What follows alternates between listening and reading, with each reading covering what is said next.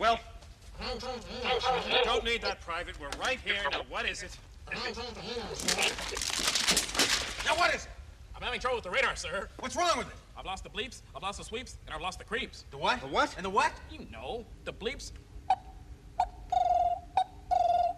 the sweeps, and the creeps. That's not all he's lost. Sir.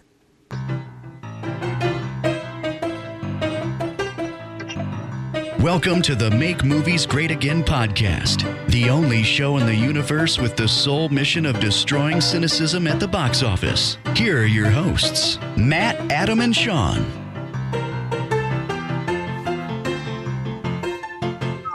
Welcome to the Make Movies Great Again podcast, number 48 for February 6th, 2018. You can chat with us on Twitter at Make Movies Great. Toss us a like on Facebook at Make Movies Great, and heart all of our pictures on Instagram. Again, it's at Make Movies Great everywhere. Don't forget, this podcast is available on iTunes, Stitcher Radio, and YouTube. My name is Matt, and here with me, as always, is your best pal, Adam. Right. This is this is actually kind of funny too, because this is actually it's technically we're not going to fall exactly on our 1 year anniversary, but this is like within a week of when you and I started this Make Movies Great Again journey a year ago today. That's awesome. Pretty cool, right?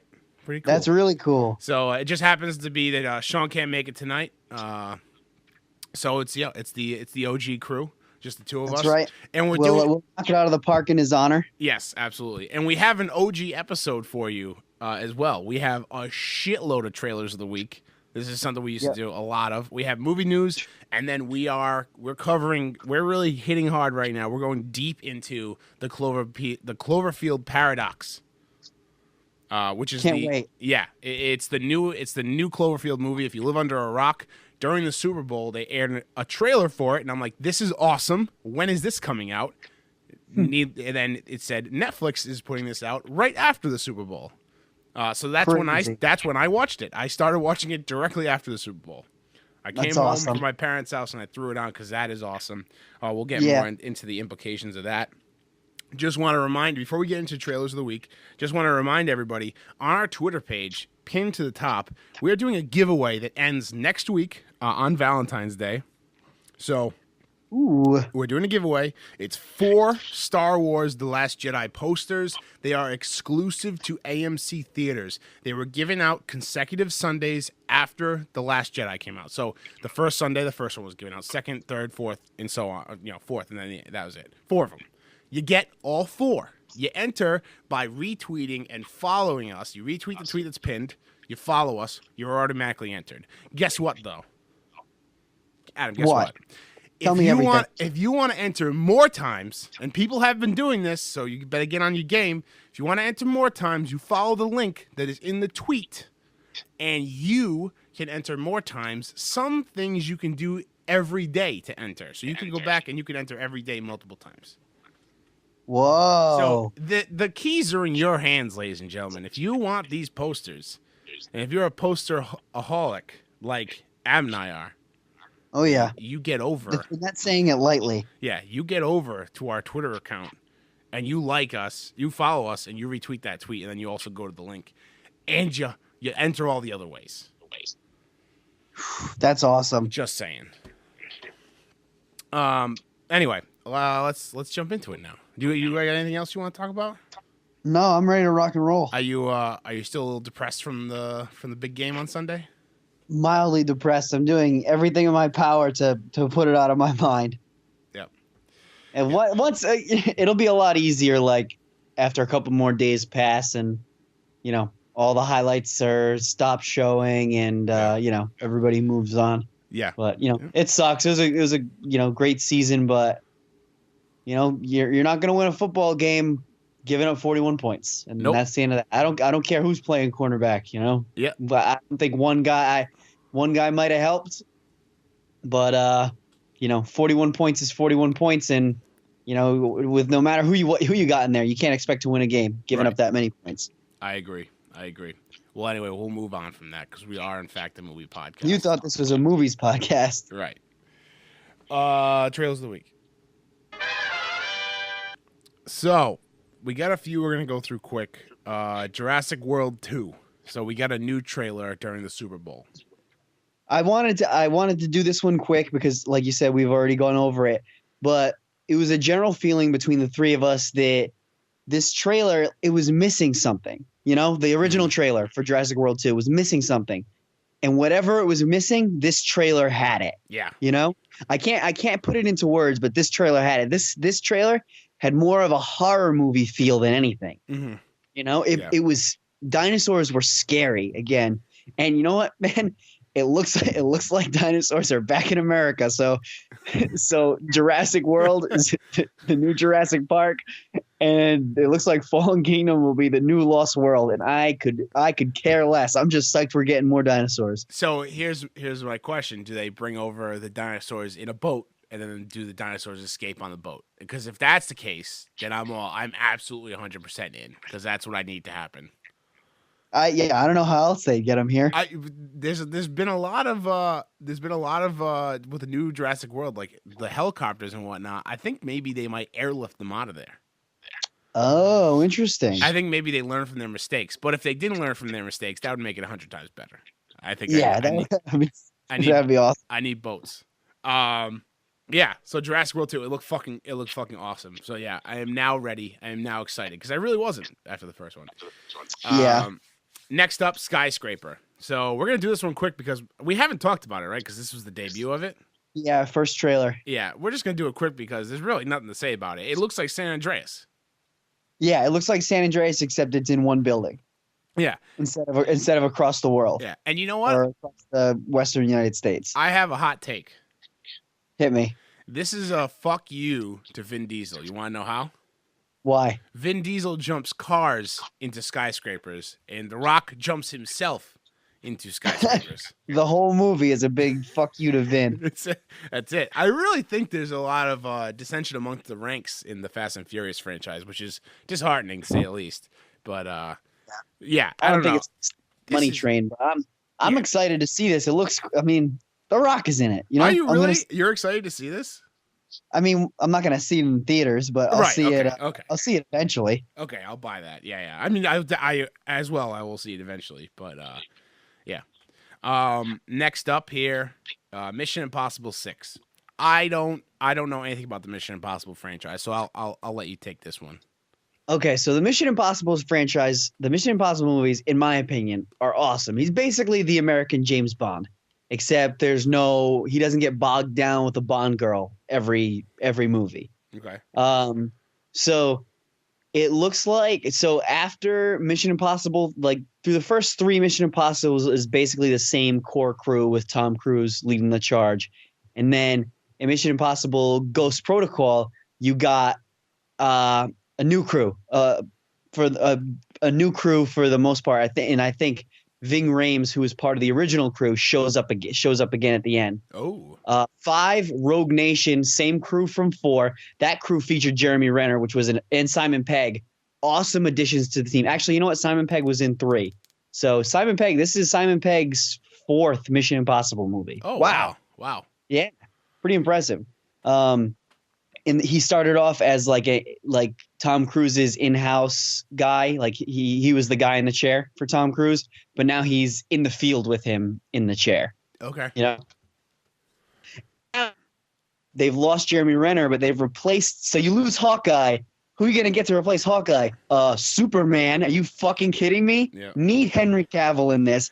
Dude, that mustache is mean as fuck. I cannot wait to see them kicking ass together. I don't even know who's the bad guy, but I can't wait to see them kicking ass together or against each other. Here's my question: Is Henry Cavill's mustache in this movie the most famous mustache in all of cinema? It has to be. Right? It has to be the most famous mustache. After all the play it got because of the Justice League rewrites and how they had to CGI the mustache out. Yep. That's right. I mean, it's the most famous mustache in all of movies. It has to be. Yeah, has to be. And also another quick thing, Rebecca Ferguson. I'm not sure if you're familiar. I think that's her name. She was in Rogue Nation, which was 5. She was awesome in that movie, like a certified bad bitch in that movie, and it looks like she's back for this one. So Awesome. that's an awesome get for them. So I'm really excited to see Mission Impossible 6. Excellent. All right, next one is Quiet Place. Listen, this movie keeps getting better and better. Yeah, stop showing us trailers. Well, I'm hooked. Hook, line, and sinker. Yeah. You got me. I 100% agree. This needs to stop now because I don't want to see the monster. I don't. No. It's been amazing, and it's such a unique movie. If you haven't seen the trailers, and if you're avoiding trailers, obviously don't watch them. But if you haven't seen the trailers yet, check them out. Emily Blunt, John Krasinski, they're married in real life, so there's that. And it's about everybody has to be quiet because there's these monsters that if you make a noise, they'll come after you. And, They'll hunt you. And this stupid idiot kid in this new trailer plays with his fucking little space shuttle toy, like he doesn't know any better. Yep. What an Dummy. idiot. Grew up with these monsters hunting them, and Right. he's playing with a spaceship. I blame the kid, but I also blame John Krasinski and Emily Blunt. You need to take the Bad batteries. parenting. You need to take bad parenting. You need to take all the battery out your kids' toys in this case. Yep. Batteries need to Get go. there. The batteries need to go. All right, next up, Avengers: Infinity War. Pretty much nothing new. It was a little remixed. You got some new music, a few new dialogue lines. Right, this wasn't groundbreaking stuff. No, but just another. They had to get something going for the big game. So Yeah. I think it was good. Did you see everybody losing their minds over the scars on Thanos' face? Yes. What could that be? Are you kidding? Like no one's ever seen him before. His face is covered in scars. They've been covered in scars since the post-credit scene of the original Avengers. Right. Yeah. The one thing there, Wolverine. Yeah. The one thing that jumped out at me was Cap's new shields. Did you see those? Yeah. They're- Yeah, those are interesting. You know what? I'm gonna need to see him in action. I like the classic. I like the classic shield. Yeah. Now I have a question. They look like they expand like Right. so it seems like this is something that either Black Panther gives Steve Rogers gives Captain America, or this is something that Tony Stark has built. I'm leaning more towards Black Panther. It seems like a more Black Panther-esque like piece of technology, like from Wakanda. Yeah, it looks. I mean, it's basically the same color as the Black Panther suit. Right. The thing is, I wouldn't mind the new shape of the shields, but if he can't throw those, I might be out. I might be out. The coolest thing about Captain America is that he can throw his shield. I mean, for all of time, for as far back as I can remember, since Captain America was like one of the first like superheroes that I really enjoyed, like video games and TV shows and comic books, like he's been throwing his shield. So it's unfortunate. We will. I mean, I'm not gonna call it unfortunate. That's fucking drastic. But if he can't throw those shields, I will be a little disappointed. I agree, 100%. I'll tell you what, I won't be disappointed though if they have like rocket boosters on him and he can like shoot him off his arm. Whoa, that would be something. Like a goddamn transformer. I would fucking be in for that.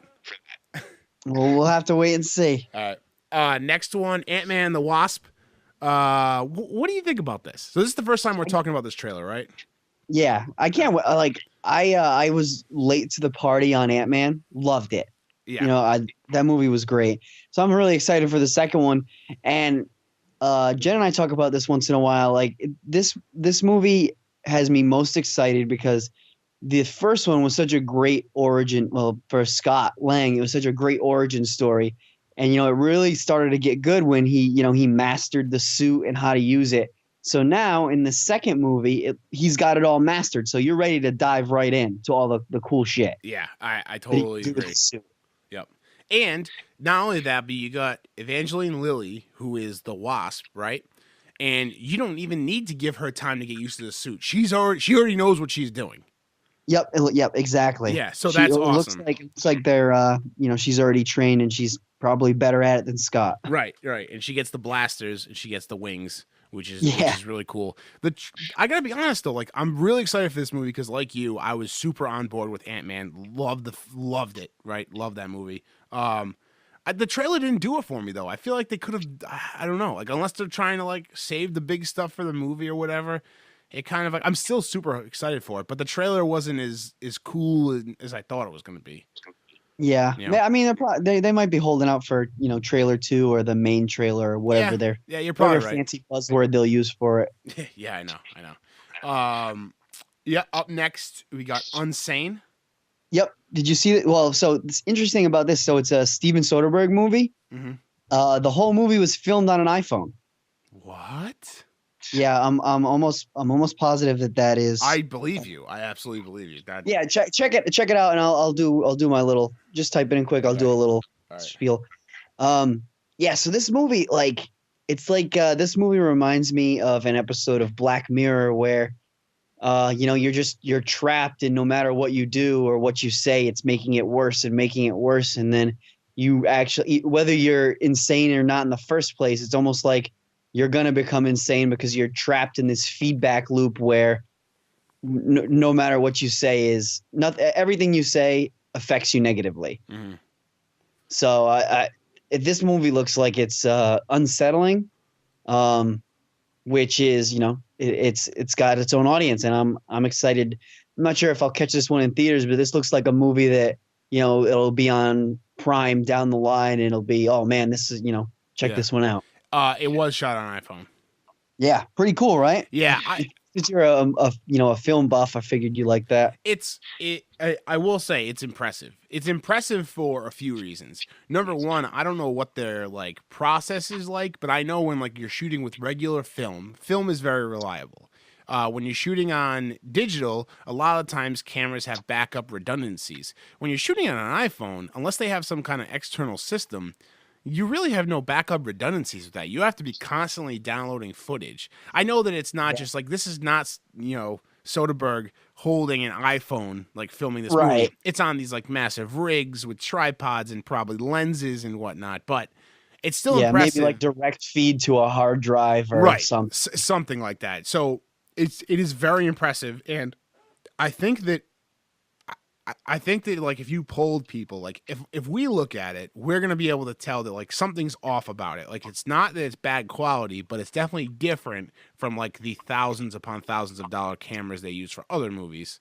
You know what I mean? So I'm not saying it's going to be bad, but it'd be interesting to take a poll and see if anybody like, if you told people, hey, that was shot on an iPhone, they'd be like, no way. Like that, I couldn't shoot a movie like that on my iPhone. Right. I think that's cool. That's really awesome. Very impressive. Next up is a movie called Hereditary. What did you think of this one? It looks terrifying, and I'm fucking all in on it because they're saying that it's. And I hate these pull quotes, but they're saying it's this generation's Exorcist, which I don't think that that's true. But if you're really trying to sell me on something, you say this is fill in the blank Exorcist, right? This is an Exorcist for this generation. I'm into that. It looks terrifying. Yeah, it looks very scary. Yeah, and the trailer leaves a lot to the imagination, which I really like, especially because this seems like it's going to be a psychological / paranormal demonic thriller. So that's good. That's good. So that's good. Keep the trailer on the DL. I want to see what the hell. Keep it vague. Don't show me anything. Don't show me any actually scary shit. Just make me jump in the trailer and then I'll see it for myself. Right.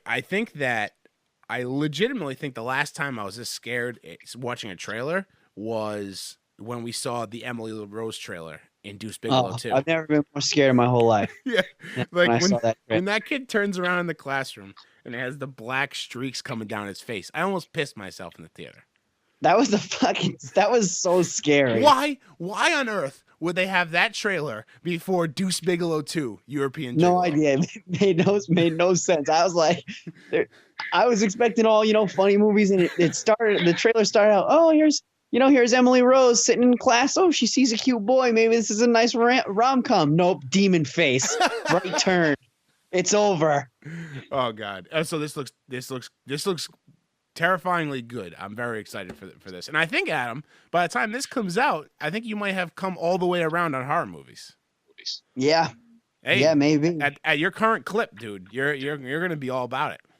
I know. I'm all over them lately. And listen, I'm so excited. I feel like a proud papa. Like once you're like all the way in on horror, I have so many movies that I need to bring to you so you can watch them. I have so many. God. So be prepared for I think my pinnacle will be the Evil Dead. I think that'll be my pinnacle. Yeah, that is one of the top ones. The original Exorcist, like we were just talking about, is like one of the chapter headings in the storybook of horror movies. Yep. But yeah, there's a few others as well. Dawn of the Dead, Day of the Dead, all those ones. Next up, this is the one I was most excited for this week.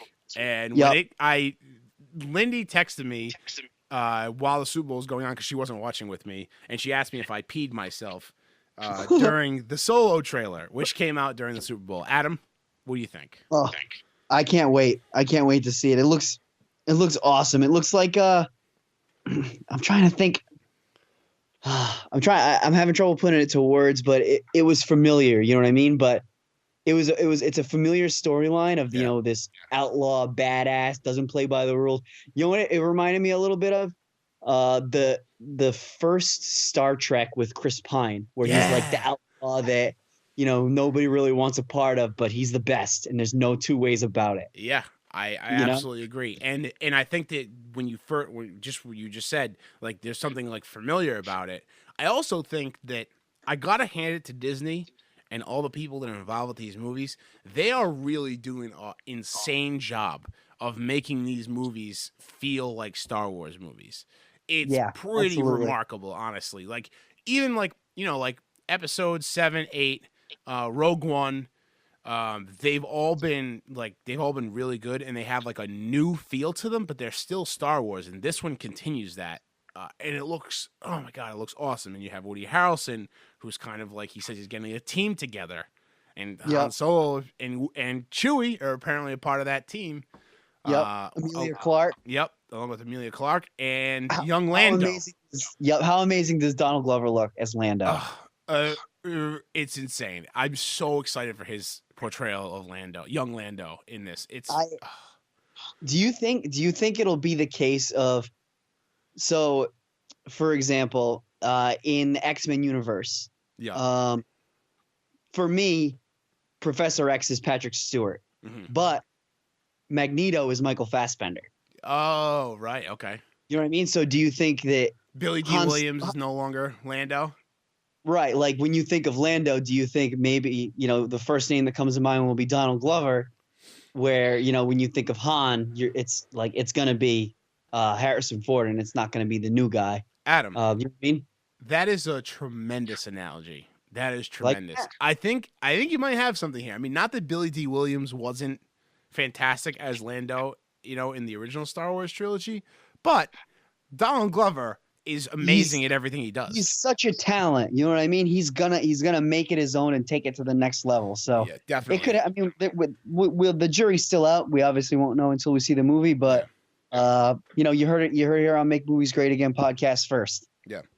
I have a good feeling about this movie. I think because of all the issues that people had with Last Jedi, I have a feeling that this one might bring it, like, shoot back up and everybody love it. Like, because it's like with the ebb and flow of fucking online commenters and reviews, I have a feeling this might be the bounce up. Hopefully. I know that we're probably still going to enjoy it no matter what, and I'm so excited for it. It's so soon. We're just a few months away. Yeah, May, right? Yeah. Yep. Oh, that's amazing. It's actually Labor Day weekend. Nice. Up next, we have two more. We have Death Wish. This is a new Bruce Willis movie. Yeah, it looks like John Wick, but with Bruce Willis, and not in a specific universe of hitman, just of some guys he makes himself a badass to help people. Yeah. I don't want anybody to take this the wrong way out there in podcast land, but honestly, the John Wick, his dog dying, makes for a way more compelling storyline for me than his wife dying. That might sound terrible. It does sound terrible. Does it? I don't know. All right, maybe it is terrible, but it's still really sad when John Wick's dog dies. Yeah. Super sad. So, but I'm into this. It kind of has like a Taken vibe to it as well. I don't know. Yeah, and it's sort of, I don't know, maybe Bruce Willis is back. Maybe he's back. He could be. We'll see. I mean, he is technically going to be back when Glass comes out, because That's true. He'll be vintage Then he's Bruce. definitely back. Yeah, so we'll see about this. I don't know. And then the last one up here is, we talked about it earlier, the Cloverfield Paradox trailer dropped during the Super Bowl, and then the whole movie was released on Netflix directly after. What a move. Yeah. That's awesome. So we're probably not going to talk about the trailer right now, because honestly, I don't even really remember what the trailer had in it, because I just saw the full movie twice in the last couple of days. So, but we're going to review it fully after movie news. So stick around for that. And speaking of Cloverfield, so just like we said, Paramount decided that they were going to release this installment of Cloverfield Paradox on Netflix. But from what I read, this is not going to be the case for the fourth movie that's already done filming. It's already done. What? Crazy. That's ridiculous. Yep. So the fourth movie it's titled Overlord. Could change. It's titled Overlord, like you said, already filmed, slated to come out in October. Stars Wyatt Russell, Kurt Russell's son. I mean, how can you go wrong there? Right. And the guy that plays, he's in Game of Thrones. He plays Theon's uncle. I forget his name. Theon's uncle. He teams up with Cersei. Oh yes. I mean, I know From it's oh shit. What is his name? Euron. Euron. That's it. Nailed it. Yeah. So that actor. Those are the two names. Those are the two guys I recognized. MD page, and it's supposed to be set during World War II for two paratroopers during World War II. So that's amazing. You know what I mean? We're getting something again so quickly. Yep. And it makes you think, like, is 5 being worked on right now also? Oh, like, definitely. I actually, until I saw the news of the fourth movie being finished, I guess it went under the radar for me. I guess I didn't realize it. When I was watching Paradox, I was like, you know what? Like, these Cloverfield movies, there needs to be more, because there's so many different angles you can look at this from. Like, there's a million different angles. So I'm very happy, and I hope they are working on 5, to be honest. And just so everybody knows, the fourth one, code word Overlord, like you said, that might change because Paradox was named God Particle at first. Mm-hmm. It was named God Particle until the trailer dropped. Right, yeah. And then... And right, Cloverfield Lane was just Cloverfield Lane, and no, it was what? It was something else until it dropped, right? Yeah, I don't remember what it was. It was something else. But anyway, so this fourth one, Overlord, is being released October 26th of this year. Wow. Right? That's crazy. And Paramount is confident that they will hit that mark, and that will be in theaters. In theaters, wow. In theaters. They wanted to do this. I was reading an article. It's an interesting move. They wanted to make it profitable immediately. So Netflix bought it for probably more than what they shot it for, which is crazy, right? It's immediate. I mean, if you think about it, it's for the most part, the only scenes that weren't on the space station were the ones with the main character's husband, right? With Hamilton's husband. Yeah, so very limited. Yeah, thing is on the space station. Yep.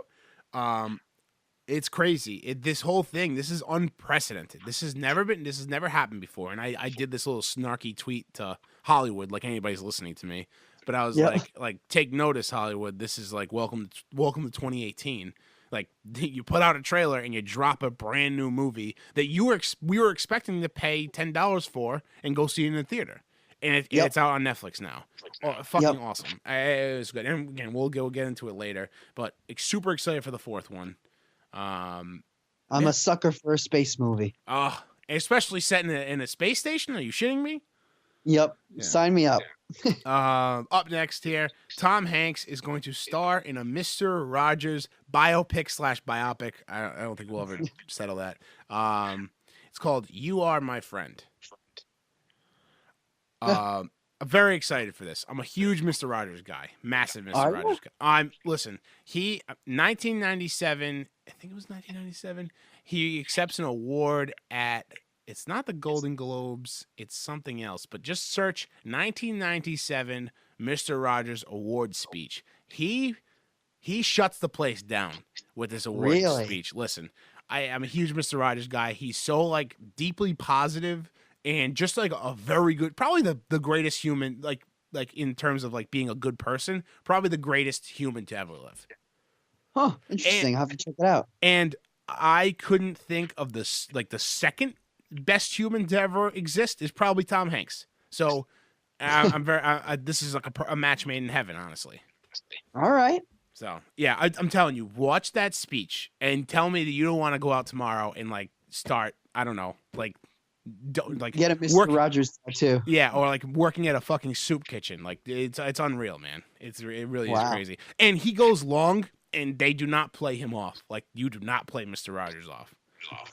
So I'm excited for this. It's very cool. Gotta see Tom Hanks in some nice cardigan sweaters. That's gonna be awesome. What's up next? Up next, so both Marvel and Shazam, which is a DC property, and Captain Marvel, which is a Marvel property, have begun filming, which is very exciting. While Venom has wrapped filming, is in post-production, Which is very equally as exciting. Very exciting superhero movie news. Venom is supposed to come out later this year, while Shazam and Captain Marvel are next summer, next spring, something like that. Very So cool. that's very exciting. I don't know if you caught this either. The Tom Hardy video that came out this morning. I just retweeted it from our account. It's amazing. So funny. So Tom Hardy has a cup, like a sports and athletic cup, over. Yeah, his, it's the same one I. It's the same one I have for hockey. Is it really? He has this. Yeah. He has it over his mouth, and he's reciting his Bane lines, to his dog. So funny. It's hilarious. Go check. It's on our Twitter account at Make Movies Great. It's there. It's also everywhere on the internet. So go watch it somewhere. That was hilarious. Did you see Captain Marvel, aka Brie Larson's suit? Like the suit that was the leaked photos. Yeah, it was like green, right, and not the red, white, and blue. Yeah, interesting, right? So I wouldn't be. It's either one. It's gonna have some CG effects to it, or two. It's just the first suit. You know what I mean? Right. I think it's the latter. I think it's the first suit. Right. Yeah. I've never read any Captain Marvel comics, but isn't she originally like a superhero for the Kree, which are in Guardians? See, I don't know much about her origin or anything, but I think that she might adopt the red, white, and blue USA like moniker after.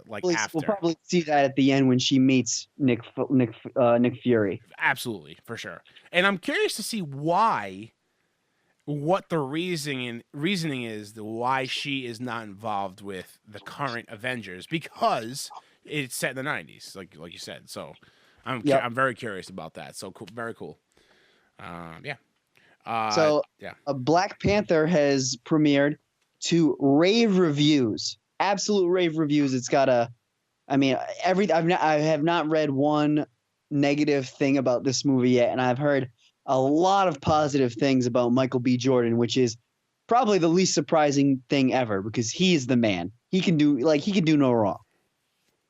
Yeah, no, I still haven't seen Creed, that's on me. That's on me. I'm an idiot. He's so good. But I was the most excited for his cat. I mean, I'm also excited for, Black Panther, but I'm very excited for his character too, because it looks badass in the trailers. Yeah.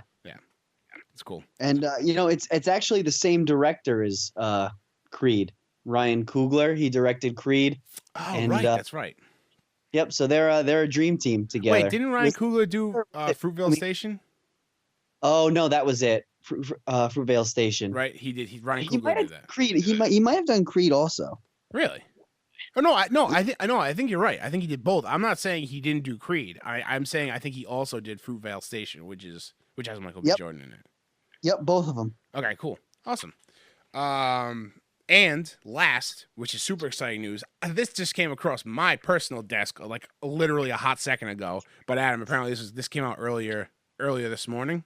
Yeah, I saw it this afternoon. Oh, this afternoon. So there's a new Star Wars series, and no, this isn't the Rian Johnson trilogy that we were talking about a few weeks ago. Isn't. No, it's not.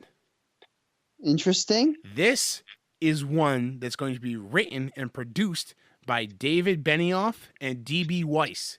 You know them better as the showrunners for Game of Thrones. insane. Insanity. Talk about a dream team with, you know what I mean? Those guys are rolling in it. Yeah. They got the HBO money, now they got Disney money. You kidding me? Yeah.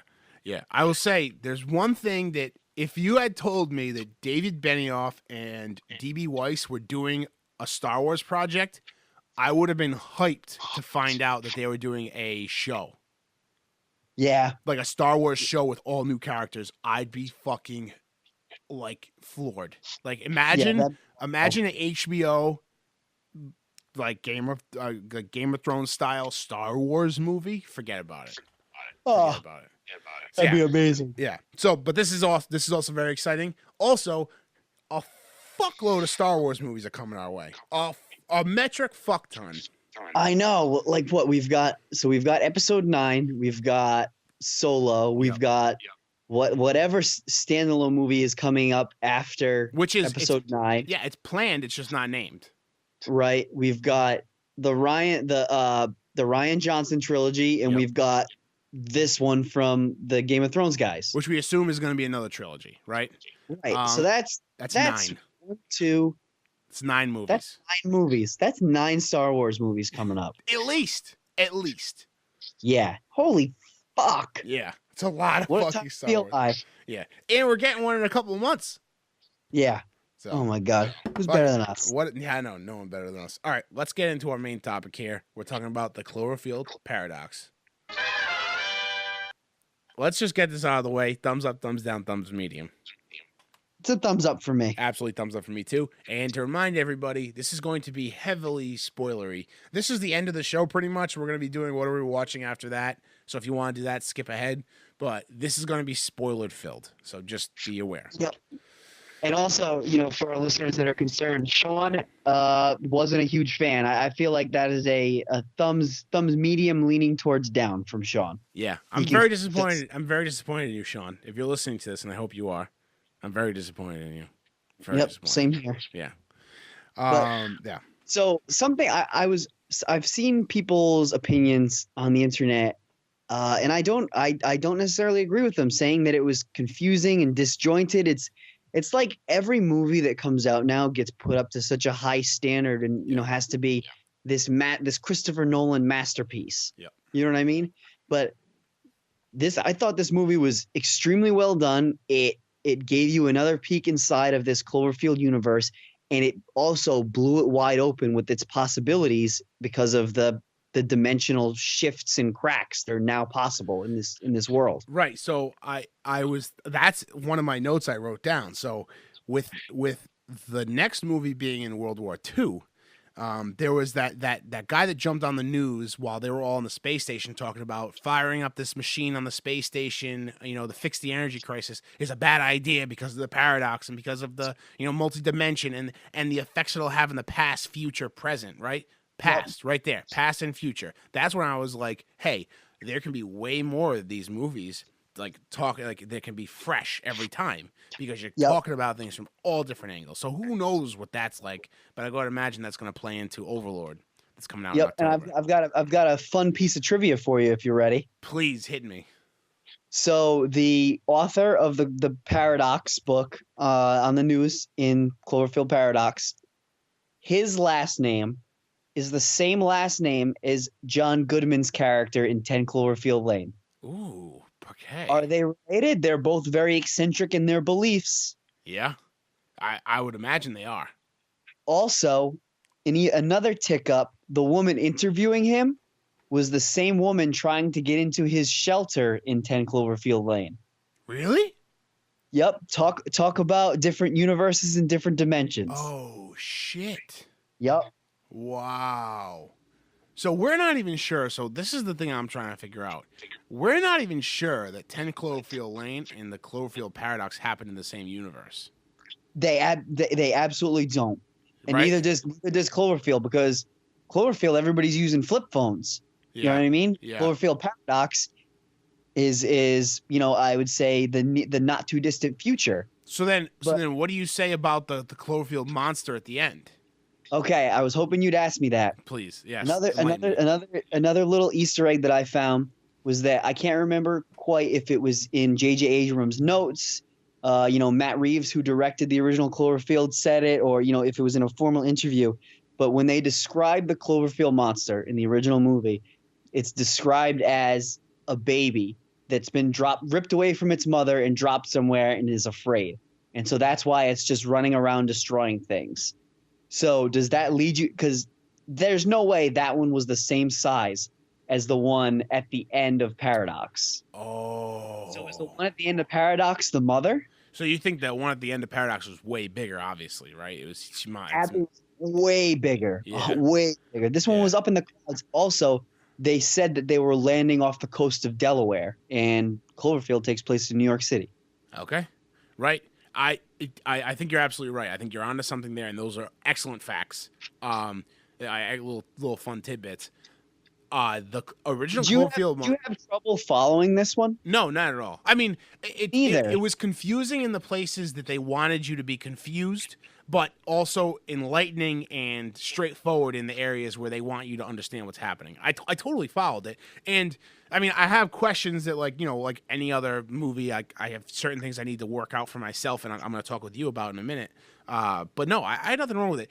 My big issue with people saying that movies are complicated, or tough, is like those are probably the same people, and I'm painting with a big general brush, but like people that say that, there's also people that'll say movies are too simple. So it's like I don't mind a movie being too complicated as long as it makes sense to me, like in the end, or I can work it out with somebody. That's rewarding for me. Like if a movie leaves me with like what the fuck just happened, like that doesn't make it, like kind of like how what was the movie that we watched, Mulholland Drive. Mulholland Drive. Like that was a little too much. It was a little past rewarding. Like I just like I ended up understanding a little bit of it, but it was past like my understanding.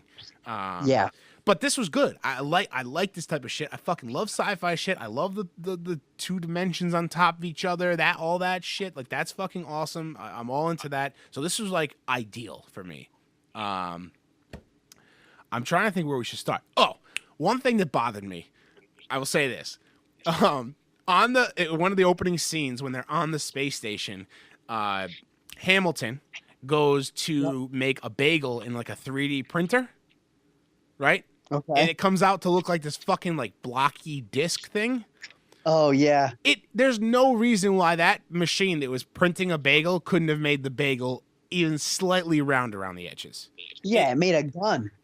Oh, you're right. It made a perfect gun. Like a one of those. They have 3D printers. They can make a gun, but they can't make a bagel look like an actual fucking bagel. Are you kidding me? Like that's fucking crazy. I'm a big bagel guy, and that made me angry because that looked like the most unappetizing thing that I've ever seen in my life. Yeah. So, and what a savage! She didn't even toast it. She just fucking ate it raw right off the fucking printer bed. Are you fucking crazy? What an animal! What an animal! Yeah. What an animal. I don't know where do you want to start? Is there any other fun facts you have, and then we can kind of like go branch off from there? Hey, yo, you there? You there? Yeah, I'm there. I was gonna say, do you want to do any like fun facts? Any more fun facts, and then we can kind of branch off from there. So I'm trying to look at a couple more right now. So.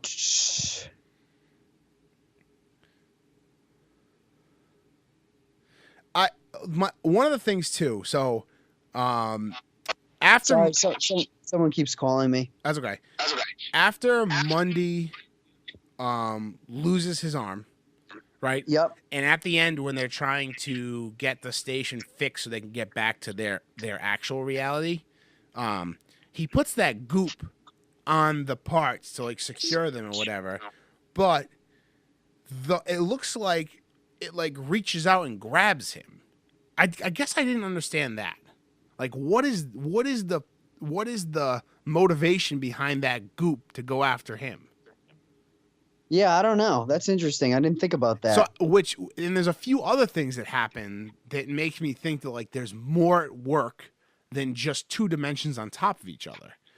Oh yeah. Right? I think so too. I think there's more to discover, which was exciting for me, which is super exciting. I think also that popped up in the little scene where Volkov was talking to himself in the mirror and his eye was going all fucking crazy.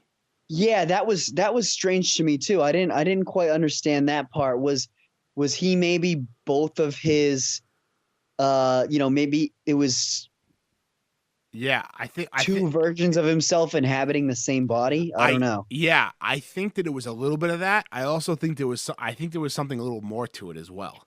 Cuz if he was just himself inhabiting himself, like he seemed like a pretty normal guy, but it seemed like the person who was inhabiting him was not. Oh, you know what? Actually, now that I think about it, remember how Jensen, the girl they find in the wall, which is Right. a tangent in itself. So she like lets the cat out of the bag that Schmidt, the German physicist, was a traitor Right. in her dimension. Yeah. And that's who Volkov goes after. Yeah. So maybe, that Volkov knew too, and that's why he went after Schmidt. It could be. That's very true. Yeah. Yep. That's a Oh, good you know point. what? Actually, Matt, that must be it because he was talking to himself in the mirror, so he must have been talking to maybe Other that self. switch happened in the mirror. Yeah, that's very true. That's a good point. Yep. That's absolutely probably what happened. Okay. So I got a cool piece. I got a cool piece of trivia for you. yep. So during 10, I'm reading this right off of independent.co.uk. I just searched, Cloverfield Paradox Easter eggs. During 10 Cloverfield, Stambler, John Goodman's character, describes how the blackout began with a red flash. In Paradox, when the station goes to full power and transports, the colors change to red. So it seems like that incident that ripped the space-time continued apart was the breaking point for all timelines. And so like we were saying, we think that 10 Cloverfield Lane happened in the other dimension, right? The other reality. That could have been like that big flash of red and like everything going south could have been when that Shepard, the space station, crashed into the ocean as well. Yeah. Like it coming down, right? Something like that. I don't know. Because in that dimension, right, that they died. They all died. So I was trying to figure this out and I couldn't quite remember. And you know what? It sucks too because I recently watched the original Cloverfield movie. Yeah. At the beginning of that movie, isn't there a newscast about something something going on in space? Oh shit! See, I haven't seen that movie in so long, but I'm planning now on rewatching it because I want to connect all the dots. Because I just watched Cloverfield Lane recently for the first time. Yeah. So when you rewatch Cloverfield, I feel like they do see something on the news and they mention an International Space Station. So keep it on your radar for when you watch it. Absolutely, I will do that. Because right now, like when I go on Google now and search Cloverfield Space Station, everything I get is for Paradox. Do you know if Cloverfield's available on like Netflix or anything? It's on Prime. Okay, perfect. I'm gonna watch it. I'm absolutely gonna watch it. I'm trying to think of some other scenes that I really enjoyed. I love the scene with Mundy's hand. That arm, was awesome. His arm. I didn't quite understand why the gyro ended up, and I don't understand when it ended up inside of Volkov. I understand why it ended up in him because there's objects trying to occupy the same space, his body and that thing. And I think that maybe like in the other dimension they were moving it or something. I don't know. And it ended up in his body because he was alive for a while. And I think if that thing was when it went missing, I don't think it was lodged in him at that time. I think it was lodged in him when he died, like almost immediately before he died. So I don't know. I don't know when the movement. Maybe it got into him after he died. Oh yeah, or after. Right. Yeah, exactly. Or after he died. I thought that was fucked up. And the same when they discovered Jensen in the panel of the wall. Like when that happened. Yeah. And they were opening up the panel, like a person in there was the absolute last thing I expected. Yeah, and when I saw that, I kind of understood what was happening, and I understood where the story was going to take me. Like I said, that was one of those moments where it was uncomplicated, and they wanted you to like keep following the story. And then there was a few, they throw curveballs at you to keep you guessing and to keep the mystery alive. But that was one of those moments where I was like, okay, we're going into an area where there's two dimensions. I love that. Yeah, I love that. Especially because she knew Hamilton. Yeah. And so we're talking about two dimensions. There's these two different Earths and there's these two different scenarios in this movie. But really, the Cloverfield monster could have been pulled from a third dimension. Right. Right? I mean, it had to have been. Where would it have been chilling? Just in orbit outside of, the Earth? Like, I don't know. And Matt, what about there's no reason to believe that the alien invaders in 10 Cloverfield Lane are the same thing as the monster in Cloverfield. Right. So is that a fourth dimension? You're right. You're absolutely right. Because we weren't. So in this one, her husband, on the Earth that we start off on, her husband is walking around and he sees like the shadow of the giant monster, right? That's what I'm led to believe. It's the Cloverfield monster, one of the Cloverfield monsters. So where is he? I don't know where he is. Is he in New York? Maybe. I don't know. He wasn't in London. Well, I don't. No, because she's from London, but it wasn't. I don't think. I mean, could he be in DC, or you know what I mean? Because they were landing near Delaware. Well, the thing is, that little girl that he saved, didn't he say her family was in Philadelphia? Yes. So maybe they are in New York, and that he grabbed her from Philly. I mean, Philly and New York are pretty close. Yeah, I mean, well, Philly and Delaware are pretty close too. Yeah, it's like right in the middle. That's true. You know, yeah. So that area, it's not too. It wouldn't be unheard of for that Cloverfield monster to move between those three cities, right? Yeah. Yeah. I think there's like we're gonna find out a lot. I don't even think that we're not gonna get any answers in this fourth one about these dimensions. We're just gonna get a story laid out in front of us, and we have to try and figure out where it all plugs in. Yeah. I think. Yeah. Go ahead. No, I was gonna say I think that we'll get more pieces to 10 Cloverfield Lane in Overlord. Just like I feel like we got the most pieces to Cloverfield from Paradox. I feel like we'll get more pieces to 10 Cloverfield Lane from Overlord. That's just my opinion. It's a good point. I think you could be right about that. I also like when I was reading. Now that we've had a chance to discuss this movie and like talk about how there could be like infinity dimensions going on here, in the article, and forgive me, I don't remember the article, the media outlet, but they were saying that they're talking about the fourth one. They talk about how the third one's out now.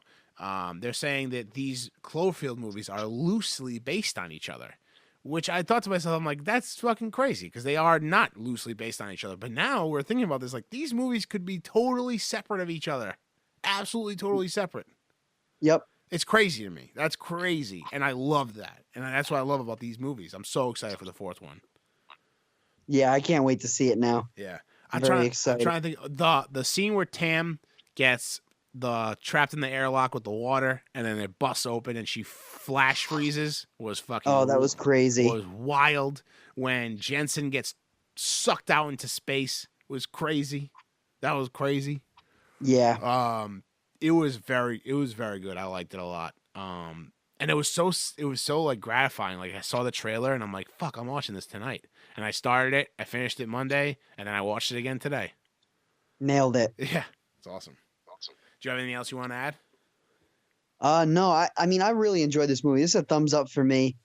And where you could say we're easy critics, but I mean I think we enjoy movies and we look for the best in them. And, like I said before, I'm a sucker for a space movie, and I know you are too. Yep. So this one pushed all the right buttons for me. Absolutely. And I enjoyed the interdimensional aspect of it. I was like, oh, man, you only see interdimensional stuff in Rick and Morty, Yeah. So, No. And a little more serious tone was a welcome surprise. One other thing I want to say, it was fucking, I loved the moment. It was like kind of chilling. Like at the end when Hamilton's husband was just like screaming into the phone.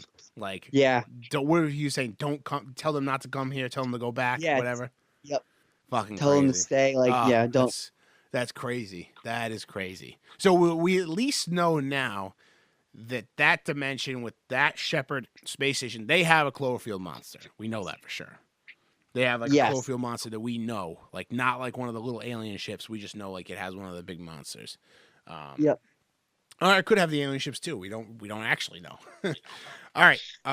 That's it for the Cloverfield Paradox. If you want to riff with us on Twitter, go to @MakeMoviesGreat or call in 401-285-8120 and leave us a voicemail. Again, that's 401-285-8120. Leave us a voicemail about it. Tell us what you thought. So what are we watching? So my movie pass came in. Ooh, baby. So I spent the weekend going to a couple movies, and I really did just I really wanted to use my movie pass, and I did. I went twice by myself this weekend. Oh man, what'd you see? What'd you see by yourself? So I went to go see Call Me by Your Name on Friday, and I went to go see Lady Bird on Sunday morning before the Super Bowl. Hey, making a dent in all the Oscar noms. Right, that's what I'm doing. So I have 4 left to see. I need to see Darkest Hour, I need to see Phantom Thread, The Post, and The Shape of Water. All 4 of which are in theaters around our area. So I'm going to I will see them before the Oscars. This will be the first time I've done this. I'm very excited. But anyway, Call Me by Your Name. It's a very good film. I think that there's a lot to unpack there, and there's a lot that it's going to go straight over my head, and I will never understand it, just like Mulholland Drive, some of the things from that movie. There are some scenes that'll stay with me for the rest of my life, for good and bad. Yeah, you told me about one of them. I'm not sure I want to see it now. I'm probably not going to repeat it here because I don't want to do spoilers, and also because I just had dinner, and I'm probably not going to. I don't want to throw up here on the mic. It's not that shocking. I guess I'm over exaggerating here. But I thought Armie Hammer and Timothée Chalamet were awesome. Timothée Chalamet is going to be. I was telling Ryan this. He's going to be the next Leo. Yeah, he's a star. Oh, he's a star. I'm telling you, he's going to be such a star, and he knows how to pick movies. He's just like Leo. Hey, you were on that bandwagon early. I'm telling you, man. And also, so A24 just purchased that movie Hot Summer Nights. So okay, so they get a wide distribution. Yeah, it technically came out in 2016, but I think they're going to release it sometime later this year. As soon as that movie comes out on streaming services or theaters, you have to go see it. It's called Hot Summer Nights, starring Timothée Chalamet and a bunch of other actors you might recognize as well. I also saw Lady Bird. I thought Lady Bird was great. Saoirse Ronan, she was good. Hey, nailed it. Right? I've been practicing. She was really good. I don't think she can hold a candle to Frances McDormand in Three Billboards Outside Ebbing, Missouri. I don't think anybody so far of what I've seen. I don't think anybody in any of the best actor or actress category can hold a candle to her. I think that her performance in male or female, actor, actress, nobody holds a candle to her. I think she's the best so far this year. It's amazing. And I also thought Three Billboards was better than Lady Bird. And I know that a lot of people really like Lady Bird, and they want it to be like the favorite for Best Picture. I just don't see it. I thought it was good. I just don't see it. It reminded me a lot of this is going to sound weird. It reminded me a lot of Napoleon Dynamite. Really? It had some of those type scenes where it's like very awkward, and I wish Sean was on the podcast, but there was a few scenes where, or not a few scenes, most of the movie where when Lady Bird, Saoirse Ronan's character, is in scenes, her head is cut off, and it didn't seem like it was an issue with the theater because other scenes were fine. It seemed like it was an artistic choice to cut her head off in some of the shots. Like her head was poking through the top of the screen. You couldn't see her whole head or anything. I think it was an artistic choice. I don't know what the significance is. And I was going to talk to Sean tonight about it, but we'll have to circle back in a couple weeks or next week and find that out. And I've also been watching Mystery Science Theater 3000 on Netflix. It's a very nice. It's a very funny series. It's been my throw it on and watch it in the background show. Yeah, love those. Yeah. What about you? So other than Cloverfield, Jen and I watched Thor Ragnarok last week. What'd you think? Loved it. Yeah. Loved it. Oh my God. And I love the Thor movies, but this is my favorite one. It's so good. My favorite Thor movie, climbed the ranks of my favorite Marvel movies too. I wasn't expecting a whole I was expecting it to be, your standard run of the mill great Marvel superhero movie, but this one was just so much better. You know what I mean? It was like, so the other two Thors were for the most part set on Earth, right? Yeah. I really liked that this one was 100% in his universe. Yeah. Asgard, and then what's the planet that Jeff Goldblum reigns supreme on? I forget. Yeah. But just basically those two worlds. Yeah, I thought that was great. And Chris Hemsworth is Thor. He was awesome. I thought Valkyrie was a great character. When we were watching the movie, like the way they were building up the Hulk coming out, I couldn't help but think, and I said it to Jen, oh, it's too bad they couldn't have kept him a secret. I know. It's one of the great misses. The movie's still great, but it would have been really difficult to do with the way things leak, and he was such a big part of the movie too. Yeah, I don't know. It sucks. Like it's like the Doomsday thing from Batman v Superman. It's like that would have been so awesome if we could have gone in cold. But I get it, and it didn't take away. No, it didn't take away. It didn't take away. It would have added so much more though. Right. Couldn't have said it better. I thought Cate Blanchett was a great villain. I loved it. I thought it was great. Tom Hiddleston was great. Jeff Goldblum was fucking hilarious. Right, he was awesome. So funny. I need more Jeff Goldblum. I need more Grandmaster. Yeah, he was peak himself in that movie.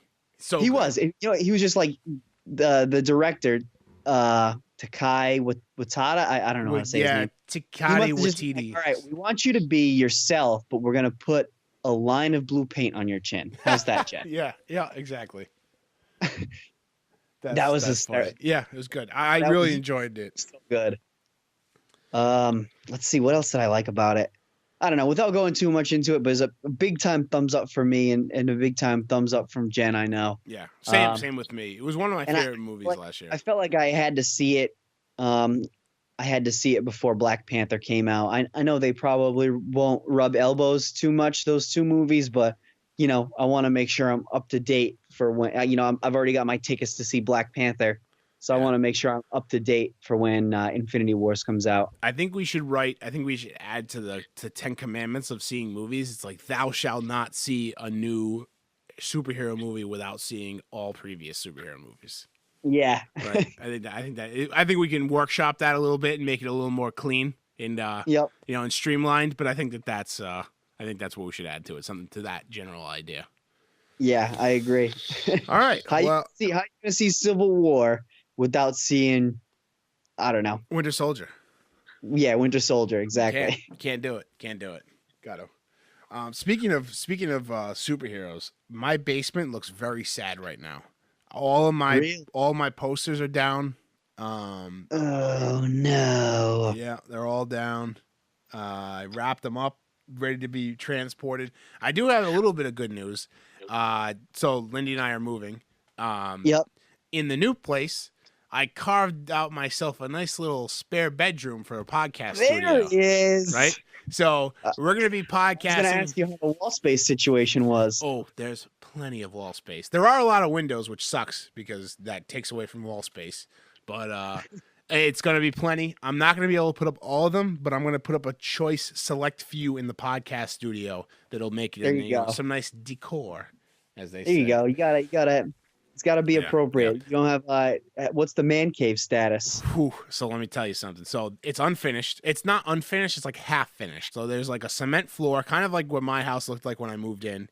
There are walls. There are like the track ceiling, like ready to put ceiling tiles in, but just no ceiling tiles. So it's almost there, but plenty of wall space for posters. Nice. So I think that whatever I don't hang in the podcast studio, the rest will go up in the man cave. So I'm pretty excited about that. That's awesome. With some room to spare, maybe. Yeah, I gotta add some more to the collection. Because right now I'm pretty defeated on buying new posters because we haven't really caught any that we haven't seen any that caught our eye besides that Goodfellas one. And I have too many. I don't have enough to I can't hang them anywhere. So I kind of just been kind of not buying. But who knows? That could change very soon. Yep. I don't know what I do with all that wall space. It could be dangerous. I'm still going to. We should still think about opening up our own art gallery. We can call it we can call it Mondo East, and it'll just be in somewhere around here between Providence and Boston, and we'll just put up all our stuff. And nothing will be for sale. Come visit. We'll charge $2 a beer, and that's it. $5 to get in, $2 a beer. Have a time. Nothing's for sale, and we have to put a rope up 4 feet from the poster, and no one can actually go near them. Right. Yeah. Can't even look at it too long. No, can't look at. You gotta have a timer at each post, and you gotta move people along. Well, anyway, that's been episode 48 of the Make Movies Great Again podcast. Our 1 year anniversary. It's fucking fantastic. Thank you to our loyal fans for joining us and sticking with us. Yes. All you out there in podcast land, and don't forget to enter our giveaway for 4 pristine choice Star Wars posters. Yep. Again, that's pinned to the top of our Twitter, so just go there and you can find out all the contest rules and regulations and how to enter right there on our Twitter at Make Movies Great. Until next week, we actually don't know if there's going to be an episode next week because I'll be traveling. I'm planning on having one, so we will do something, even if it's a quickie. We'll do something next week. But until then, until we're back on iTunes and back in your living rooms and on your phones, that's been the Make Movies Great Again podcast.